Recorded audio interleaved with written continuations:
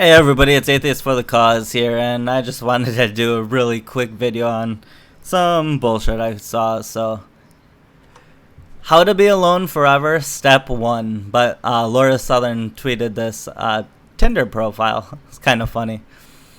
If the phrase "men are trash" upsets you, swipe left. Because that's not abusive, right? If you don't call your bros out for rape jokes or general misogyny, swipe left. So what she's going to do is call you trash, and then she's going to force you to call out your bros to the extent that they aren't friends with you anymore. And it'll just be you and her, and this will be some great love fest where she's just, abusing the shit out of you. This is exactly what I'm interested in. If you think bringing up race, gender, and or class is divisive, swipe left.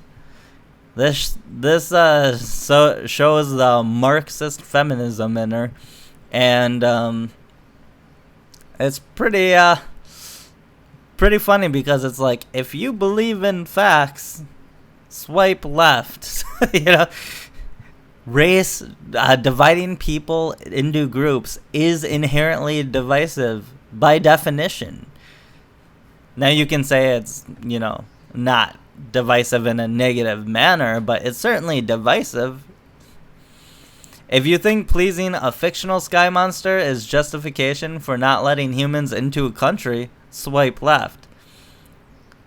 I think that having people from high risk areas where they are where hostile entities are looking to put people into refugee programs to get their fighters here to commit terror attacks, and where they're coming from areas where there's not proper documentation of people, so we don't actually know who these people are, and these are countries where, there's a lot of terror training going on. Yeah, I think when you add all that up, and it wasn't even determined by the Trump administration that these countries were high risk in the travel ban that also bans non-Muslims, and it was actually a list created by the Obama administration. I think all of that adds up to a pretty justified policy where you can temporarily stop people coming from those countries until you can figure out how to properly vet them. How dare us want to properly vet people coming into this country? If you think everyone is entitled to an opinion, swipe left. Oh, great, so she's not going to let you talk either. If you can only start a conversation with, "Hey, you're beautiful, what's up?" a GIF, "How are you?" etc., swipe left. You know what is amazing about this? This shows that it's probably actually a serious profile.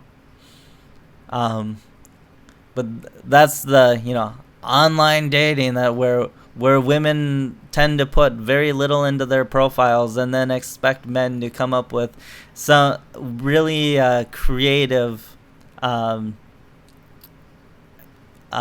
comments to start conversations out with.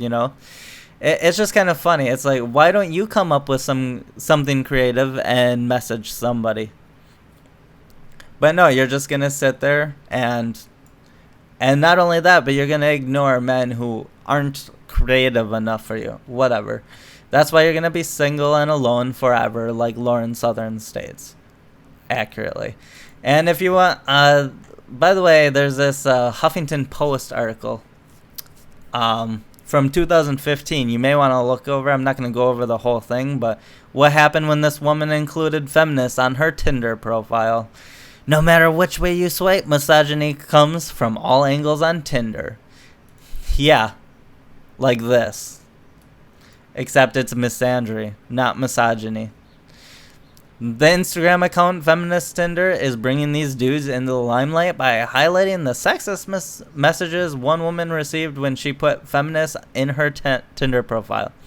So basically, she created this profile with these pictures and then put, "Hello, I'm a feminist." Great. And So these are some of her knockdown arguments. White men are under attack right now. Is it opposite day, or do you live in some dystopian universe where holding the majority of political, social, economic, and media power is considered being under attack? So keep that in mind. You can't be under attack because you have power. That's the argument here. Now I'm going to go down and find her other one. You're fighting for rights and opportunities that you already have. The next president is going to be a woman. Your equality of a gender protest is a few generations late. Outdated belief. Right, just like how racism ended when Obama became president. Oh, wait, it didn't. Oh, so Obama can be elected and racism can still exist. Hillary Clinton can be elected, theoretically, which is the argument here, and sexism can still exist. That's the point. Just like white men can have power and still be under attack. But then there's a whole argument about, the homelessness and the suicides and, all the fathers losing their children in an unfair way. And, the fact that most votes come from women. I mean, men die sooner, so there are more male or more female voters. So more women actually go to the polls, and more women have actually voted since like 1980 for president. And that's the ultimate power. If all women voted in one big block and all men voted in one big block and they voted for different candidates, the women would win every time. That's power. So then there are some ridiculous ones like, what excites you in bed? Consent. Oh, yay, you're the This is how I know I should get in bed with someone, because that's not just asking for a false rape accusation.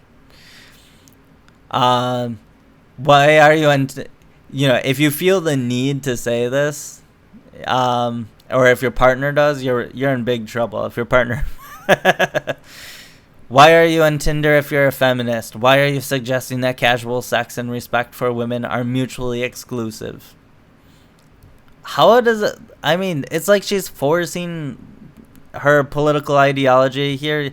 Obviously she is, but like this isn't even a line of logic. Why is asking someone why they're on Tinder if they're a feminist, how does that equate to a response that should garner, why are you suggesting that casual sex and respect for women are mutually exclusive? That's not what they said at all. Anyways, I'm done with this. It's a ridiculous article. There's plenty more here if you want to read it. And I'll put the tweet in the description. So have a good one, guys.